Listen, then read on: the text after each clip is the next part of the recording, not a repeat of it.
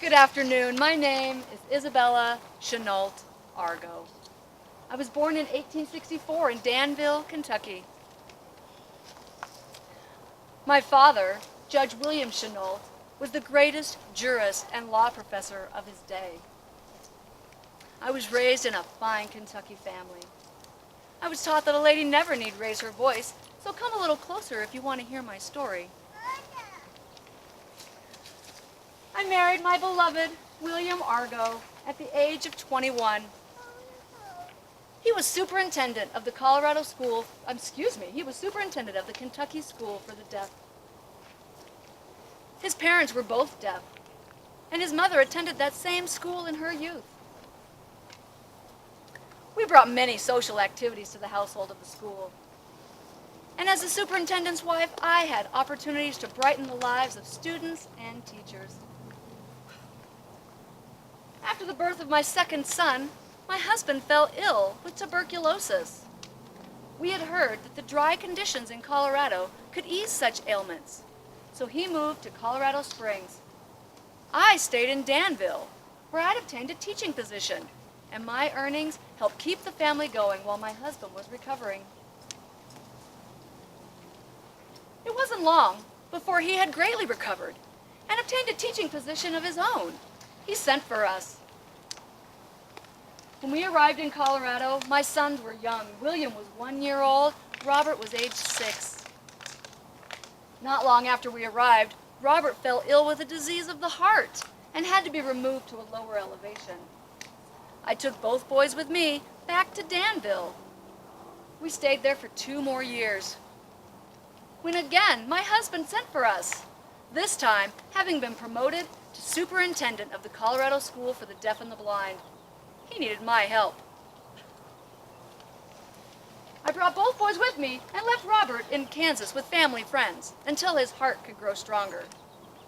Upon arriving at the school, I became the superintendent's secretary and bookkeeper. That's where I met my good friend George Vedetz. George was a deaf man. He worked tirelessly to preserve the signed language of the deaf community. He even made films documenting the beauty and value of this language, thus preserving it for future generations. We shared a desk for many years, and he came to appreciate my cheerful and sunny disposition. It wasn't long, and Robert was able to join us in Colorado Springs. Both boys went through high school and on to college. Robert took a course at Harvard Law School and returned to Colorado Springs to join one of the most prominent firms of attorneys in the area.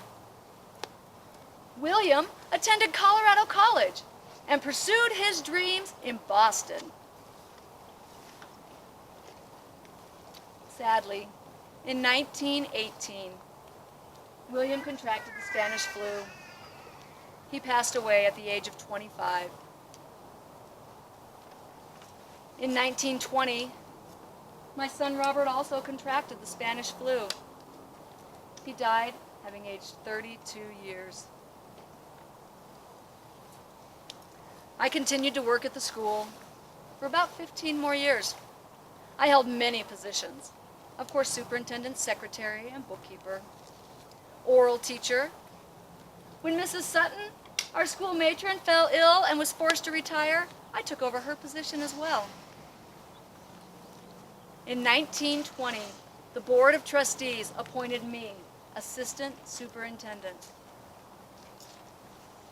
When my husband fell ill just 1 year later and passed away, I was in a position to take over and run the school in its entirety.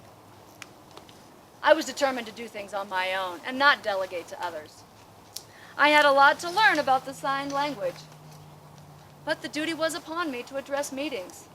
So I set out to overcome my natural aversion to platform speaking. I met with my friend George 2 nights a week, and he patiently taught me the signed mode of communication. It was not picked up spontaneously, but I was determined to speak to the deaf pupils in chapel. My use of the language did improve, though my delivery and style were slow, which is to be expected. I was neither mime nor pantomimist by nature. My last talk given to students just 2 weeks before my death on the subject of manners was my finest.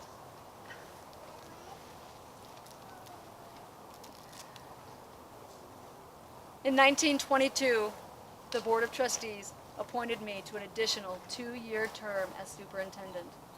This action by the board conveyed their complete confidence in my ability to run the school. This was quite an honor, as I was the first woman to ever hold this position. That month, January 31st, my husband's dear Aunt Nancy passed away. She'd been with us for many years, helping in the school and in the dorms. Her favorite thing was to teach blind students to sew. Here's a photograph of Aunt Nancy and 2 of her pupils, taken about 1901. One deaf, one blind. She was a dear, sweet old lady, but had been helpless and bedridden for the last year and took up much of my spare time.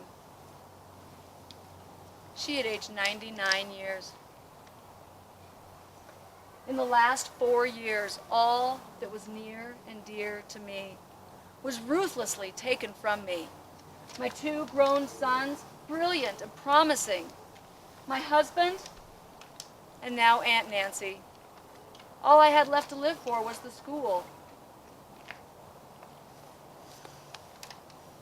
In January and February of that year, the influenza was rampant in Colorado Springs. Many of our most distinguished citizens, who seemed to have a long lease on life, were taken. The illness invaded our school and many students were sent to the hospital. Several teachers were on the sick list as well. I, normally the picture of health, having been immune to the great epidemic of 1918, caught the infection. I took to my chambers and communicated with the other departments by telephone. As I was recovering, duty compelled me to call a meeting. I had a relapse. Turned into pneumonia. I passed away in my chambers on the morning of March 6, 1922, having just completed my 57th year. My friends say I died of a broken heart. I think that may be true.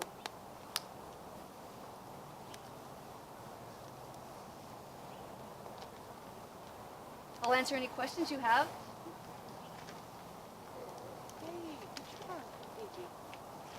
And if there's no questions for Belle, I'll introduce myself. My name is Kimberly. I work at the Colorado School for the Deaf and the Blind. The school still stands today, serving students who are deaf and blind throughout the great state of Colorado. You can no longer walk the campus as you could in Belle's time, but you can drive or walk around and look at the buildings from outside of the fence. On the west side of campus is the administration building. This is one of the original buildings and is the building where Belle and William lived, worked, and died. Directly behind that is the Argo building, constructed in 1923 to honor Belle and William's commitment and dedication to the school. They were well loved by parents, teachers, and students. Of course, Belle and sons, William never married. Robert did marry Margaret, but they had no children. So with Belle's passing, the family line was extinguished. Thank you so much for coming. I hope you enjoy the rest of the tour.